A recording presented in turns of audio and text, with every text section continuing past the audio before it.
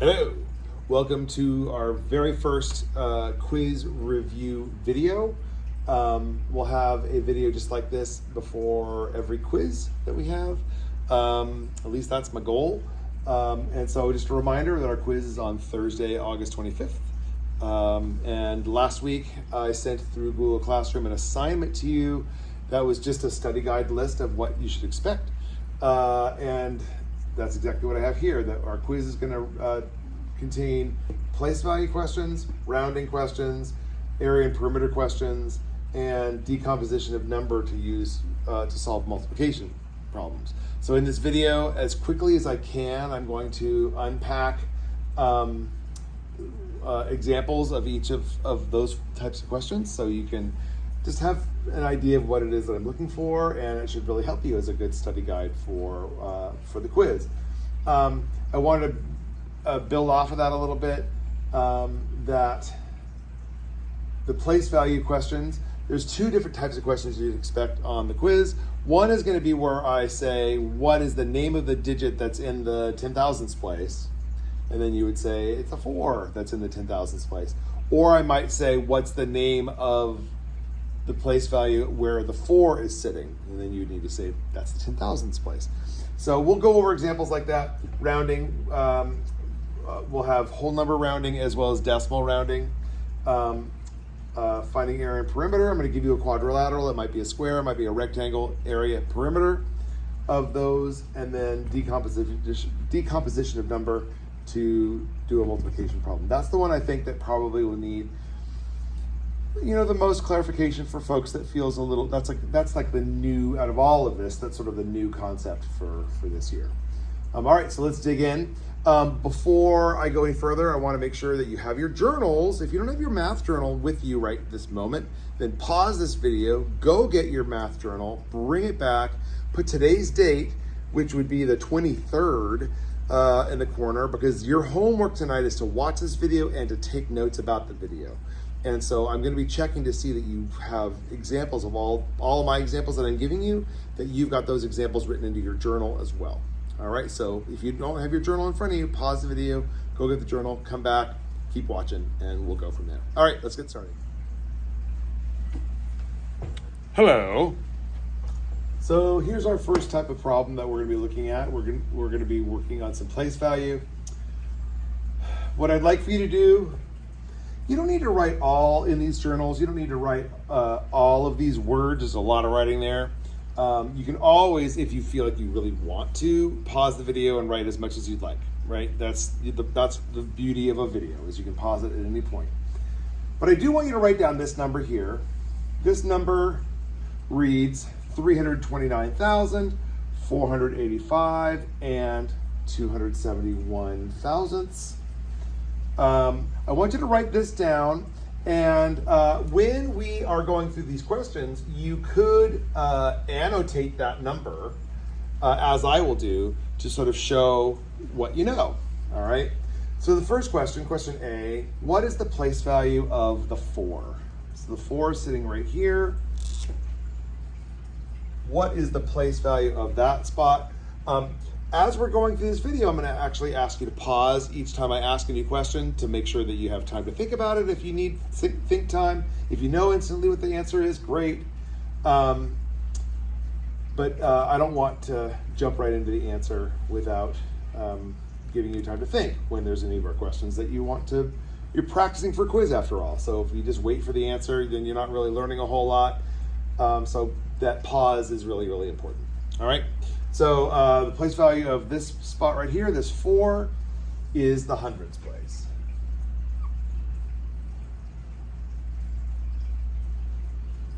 That's the hundreds place. All right. How about question B? What is the place value of the 7? All right. So that's here. What is the place value of that spot? All right. That is the hundredths. It's spelled just like 100, only it has that THS at the end that denotes a fraction, right? Because all the things that are on the right side of the decimal point are all portions. They're all fractions of one whole. These are all less than 1, because the ones place is right here, right? So everything that's on the right side of the decimal point are all portions of 1 whole. All right? Question C, what is the digit in the hundred thousands place? Where is that? What digit is that?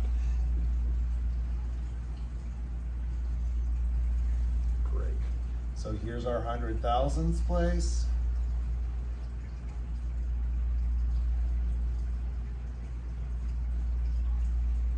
So the answer to this question, so the answer to the question A is obviously hundreds. And question B is hundredths.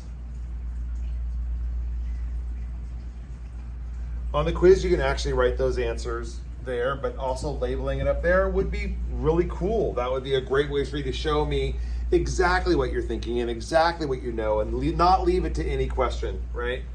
What is the digit in the hundred thousands? The hundred thousands place? It's a 3. Is that digit? What digit is in the thousands place? Where's that? Right here.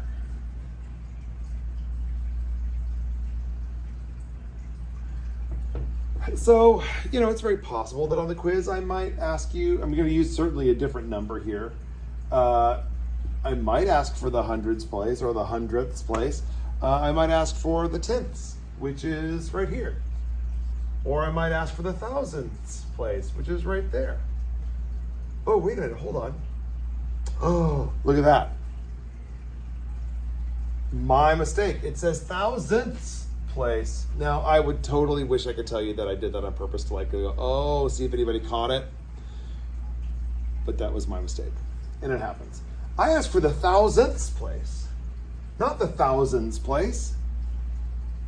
Thousandths place is right here.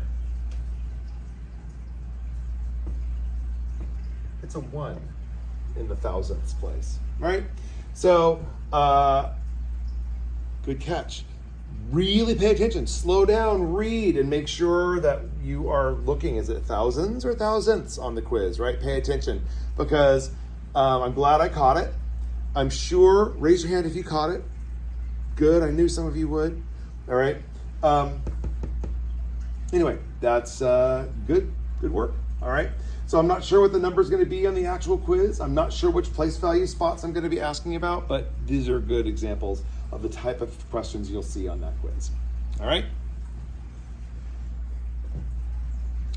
All right, here is our next type of question. This is a rounding question. You've got this number here. It's very likely that on the quiz, I'm just going to give you a number, a big old long number, and I'm going to keep asking you questions about that number in regards to rounding. All right, so here's our number 5,631 and 2,749 10,000ths place. And it says, the first question is round this number, talking about the whole thing, round it to the nearest hundreds place. All right, so if I'm giving you this big old number here, you can't just keep changing, like, you know how I've told you the whole thing, like draw the number or underline the number, bossy number is right to its right. You can't keep changing this number here. I'm going to give you space to rewrite it, all right? So that way you can show your thinking. I know that you noticed this, but I want to just remind you, like, we put commas when we're talking whole numbers, but on the right side of the decimal point, we don't separate with commas when we're getting into tenths, hundredths, thousandths. Like, there's no comma here. So it gets a little, when you have these longer digits or longer numbers on the right side of the decimal, it gets a little confusing sometimes. But I just want to make sure that you really are paying attention to that piece of it. So here, this question A says, round this number to the nearest hundreds place. Hundreds, no THS, just whole number 100. So find it, it's right here. Ones, tens, hundreds. Bossy number is to its right. This 3 tells the 6 to do what? Stay the same. All right, so, I mean, this right here, the drawing the underline and putting a little arrow, that is making your thinking clear. That's showing me what you're thinking. That's what I want to see you do on the quiz. then you will say, well, this 6 is going to stay the same because remember it's 5 or more, let it soar.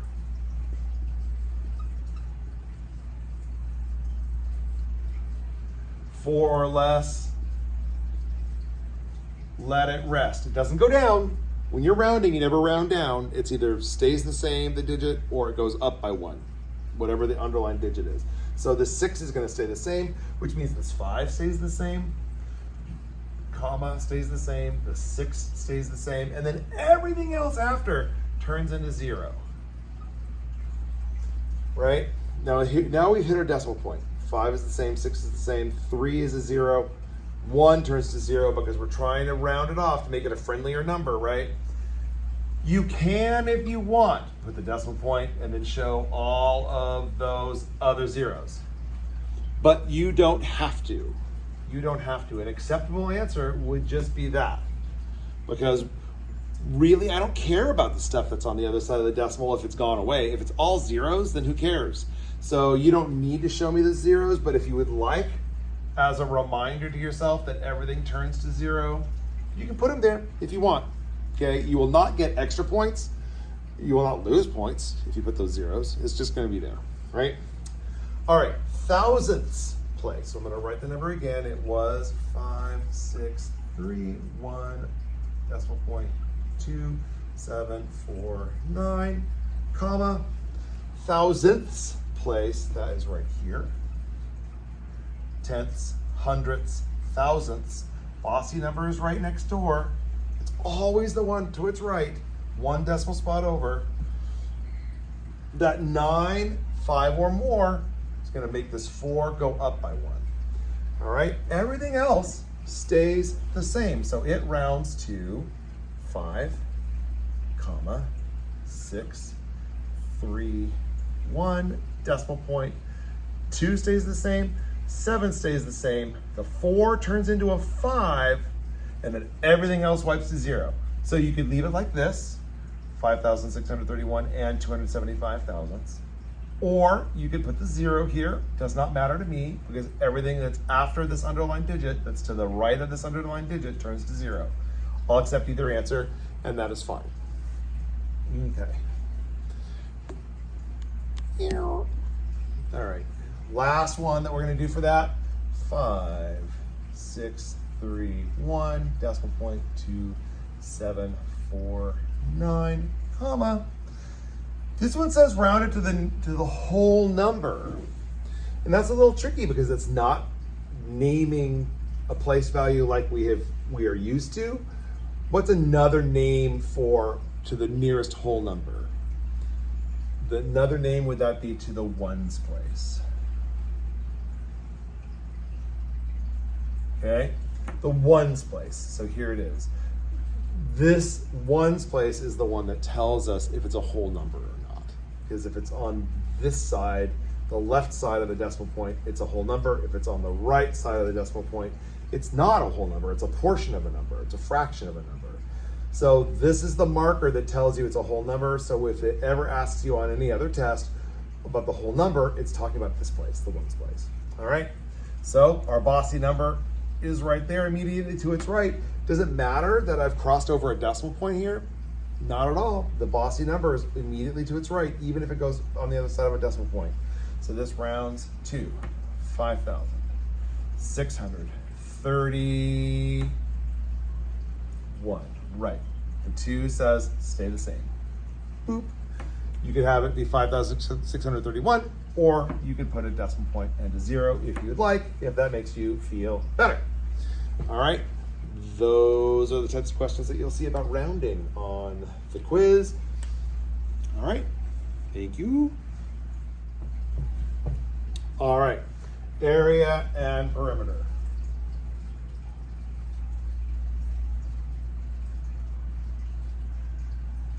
Area and perimeter, we've got 2 different quadrilaterals here. Remember, a quadrilateral is a 4-sided shape. Quad means 4. You will only have quadrilaterals on this quiz. Here are 2 of them that you might see something similar. We've got a rectangle whose length is 12 and whose height is 5. But it's not just 12 and 5, it's 12 centimeters, 5 centimeters. So if we're doing area and perimeter, we got to remember what that means. Area is talking about the space inside. If I were to fill it all up and color it in, that's the area. And this is an open array. We talked about open arrays on Monday as well, where I didn't draw in 12 columns and 5 rows. I could do that and solve this question and count how many things there are inside, but I don't need to do that because we know that area, to find area of a quadrilateral, you're just going to be using multiplication. So it is 12 centimeters wide and 5 centimeters tall, so it's going to be 12 times 5. Now you might have your 12s memorized, but you know what? If you make your thinking really clear, even if you do this, that's really helpful for me. And then if you don't have it memorized, then you can show me the work, right? 5 times 2 is 12 is 10. 5 times 1 is 5, plus 1 is 6. So our total answer is 60. I didn't really leave myself enough room here. That was not very good. So planning out my space, maybe I'll do my work over here. Maybe I'll do my work right here. 12 times 5, 60. There's my group 1. All right, 60. That's our answer for the area, right? Anything I forgot? Of course there is. Remember that when we are doing area, we know that these are measured in centimeters, and you have to put centimeters squared. You can also write down as a possible answer 60 square centimeters. All right, cm is the abbreviation for centimeters. It's widely accepted, so you don't need to write the word centimeters. Centimeters squared or square centimeters, using the word square. And remember what that means, that's saying that there are, if you were to do this on graph paper, you would have 60 of these little squares that you would be counting up, right? Since 60 centimeters squared, when we are measuring something and it's multiplying dimensions times dimensions, it's centimeters times centimeters. And we'll get into exponents later in the year. Exponent is the fancy name for this little 2, right? We'll get into that later on, but I do think it is fair to expect you to make sure that you are writing the proper measure here, that it's 60 centimeters squared, not just 60. All right, perimeter, and I'm okay with you just writing A and P for perimeter. The perimeter is the distance around, if I was an ant crawling around the edge. So what math problem would that be? That's going to be 12 going along this length, plus 5 going down this length, plus 12 going along this length, plus 5 returning back to where we started, right? Plus 5. All right, and I do love when you make your thinking clear, which means if I gave you this math problem and you saw it, how would you start that? What would you do? For a lot of people, you might take the 12s and add them together to get 24, and then add these 2 5s to get 10, and then know that 24 plus 10 equals 34. That might be how you did it. And if you show me this, that's great. Additionally, you might do this. And show me your work like a regular old equation, like you're used to solving for addition, right? 5 plus 5 is 10, plus 2 plus 2 is 14. You get the same answer, right? So if this is how you do it, if you wanted to solve it like this, that's great. Just make your thinking clear. As long as I can understand and follow your logic, that is what's important. If you just give me an answer, if you just simply wrote A equals 60, P equals 34, you're not going to get full credit, because I want to see, how did you solve that problem? What were you thinking? All right, but we're not done. 34 what? Remember, perimeter is an addition of linear lengths. So if this was a giant racetrack for an ant, it went 12, 5, 12, 5. It just went 34 centimeters. You only use exponent, the centimeters squared or square centimeters, when we're talking about area, that inside space. Distance around, it's just straight up centimeters, right? Just like I can go on a jog for a mile, but I just went a mile. I didn't do a square mile. A square mile would be as if I had a farm and I was growing corn in just the mile by mile long farm land with corn. All right. Let's do this next one real quick. We have area is 3 times 14. All right, you could show it like this. 14 times 3, 12. That makes 42. All right, if you showed me the math problem that way, or you know that multiplication is just repeated addition, so if you went like this, that's 3 times 14. If I add them together, right, I get the same answer. Either way, as long as you make your thinking clear to me, 42 what? This is 3 inches by 14 inches. This is inches squared, right? Or square inch. Square inches, right? For perimeter, it's 3 plus 14 plus 3 plus 14. And you perhaps, if you are like me, love to look for those combinations of 10. You might have done this. Hey, look, I see 3 plus 3 is 6, and I know 6 plus 14 is 20. 20 plus 14 equals 34. Right? Oh, look at that. We got 34 down here too. That was totally random that we have 34 as our perimeter of this problem also. Crazy. All right. Or maybe you just went like this. 14 plus 14 plus 3 plus 3. However you want to do it, right? You still are going to get 8, 11, 14. Crazy. What are the odds, right? That we get the same answer for both. All right. 34 what? Inches. 34 inches. You can abbreviate IN. You can write the word inches. That's fine. Doesn't matter to me. Here we go. 2 examples of area and perimeter. All right, we're almost done, guys. Hang in there. All right, last type of problem we're going to see on that quiz. Decomposition of number to solve a multiplication problem. There's a couple of types of problems you might see. It might be a 2-digit times a 1-digit. It might be a 3-digit times a 1-digit. I probably won't have anything larger than that on the quiz.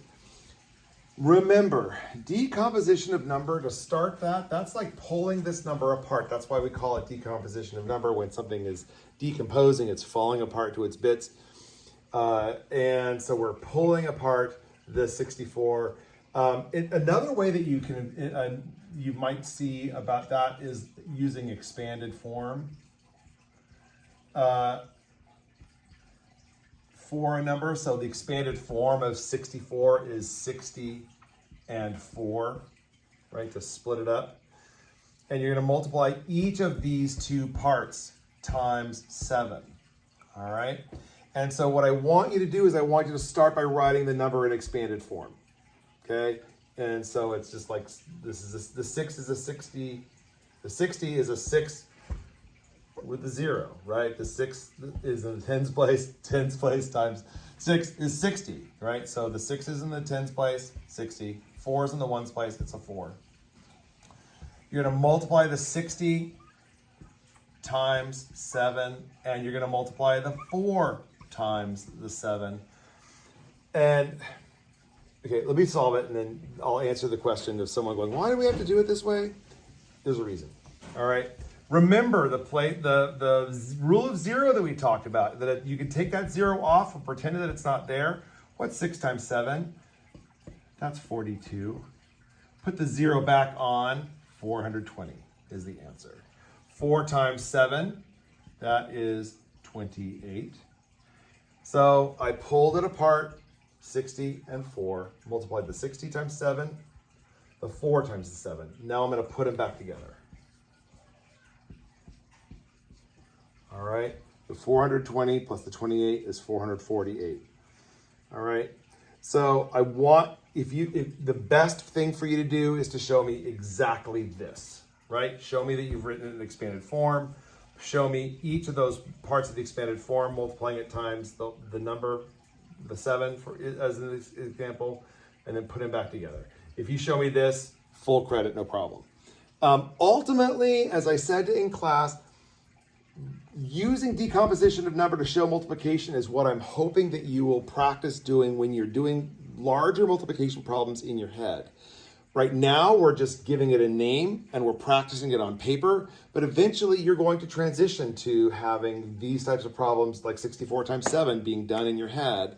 Having your multiplication facts memorized is really, really helpful. I will, on the quiz, have multiplication tables available to you because this is not a do you know your multiplication facts test. This is a can you do decomposition of number to solve multiplication test. So if having those multiplication charts handy would be helpful, then you may use them. But if you are using them, I want you to be aware that means I have to be practicing my multiplication facts at home. All right. Second problem. 124, it's a little bit bigger. 124 times 5, expanded form, that's 100 plus 20 plus 4. 124 times 5, that's 100 times 5. Well, that's 500. We don't even need to think about that one. 20 times 5. Okay. Eventually, that's going to be one, if you don't already have that memorized, that's a math fact that I think you should have memorized eventually. But use your rule of 0 if you want. Pull the 0 off. 2 times 5 is 10. Put the 0 back on. 100. 20 times 5 is 100. 4 times 5 equals 20. 500 plus 100 plus 20, that's 620. All right. So, ooh, that's barely on the screen there. All right, so here's another good example of expanded form for the number, showing me what you're multiplying, and then adding it all up, all right? 124 times 5, that might be a kind of question where if I said, hey, do 124 times 5 in your head, and you go, oh, I don't know if I could do that right now. But when you think about it, 100 times 5 you can do, 20 times 5 you can do, 4 times 5 you can do. So it's really about just holding all those things and then rejoining them, right? Recombining them. So that's expanded form, as you will see or using decomposition of number to solve a multiplication problem, as you'll see on this quiz. All right. So I'm going to wheel this over there. I'm going to move this back over here. Just a reminder, quiz is on Thursday, place value, rounding, area and perimeter, decomp of number to find a multiplication answer. All right, those are the types of things that are on your quiz. I certainly hope you're watching this video Tuesday night, so that if there's any further questions, your last chance to talk to me about it would be Wednesday during office hours. You can pop over to me and check in. You can say, hey, could we do another problem example? And then you pop in and I will give you another example problem and then you practice it to make sure you're on the right track. All right. On Thursday, when you're taking the quiz, you're going to open up your journals, or you're going to actually pass your journals to me, and I'm going to check off to see that you wrote all these notes for all these examples that we just did, because that is your homework. All right. So ta-ta. See you later. Let me know if you have any questions, and I will see you tomorrow. Have a good day.